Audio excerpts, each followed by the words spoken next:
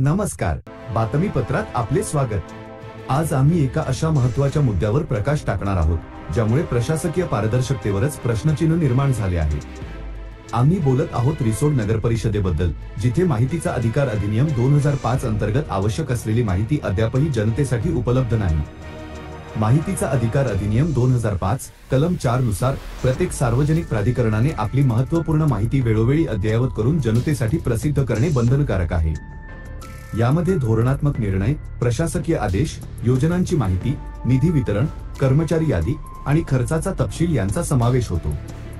या तरतुदींचा मुख्य उद्देश प्रशासकीय कामात पारदर्शकता आणणे आणि नागरिकांना सहज माहिती उपलब्ध करून देणे हा आहे। मात्र रिसोड नगरपरिषदेच्या बाबतीत ही मूलभूत तरतूद पायदळी तुडवली जात असल्याचे चित्र आहे।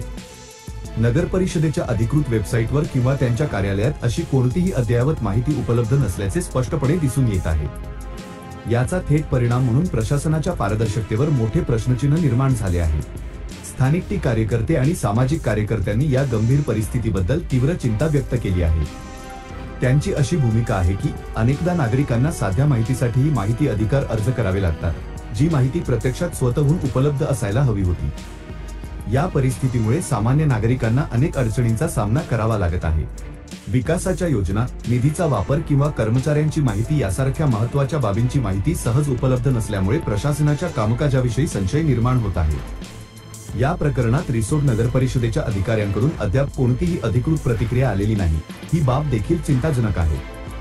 नागरिकांनी त्वरित ही माहिती अद्ययावत करून संकेतस्थळावर प्रकाशित करण्याची मागणी केली आहे, जेणेकरून प्रशासनात पारदर्शकता येईल आणि जनतेचा विश्वास पुन्हा प्रस्थापित होईल। रिसोड नगरपरिषदेने या मागणीकडे तातडीने लक्ष देऊन माहितीच्या अधिकाराचे पालन करणे आवश्यक आहे, अन्यथा प्रशासकीय कारभारावरील प्रश्नचिन्ह अधिक गडद होत जाईल। या विषयावर आम्ही लक्ष ठेवून आहोत आणि पुढील अपडेट्स लवकरच तुमच्यापर्यंत पोहोचवू। आजच्या बातमीपत्रात इतकेच। पाहत रहा जनतेचा अधिकार न्यूज।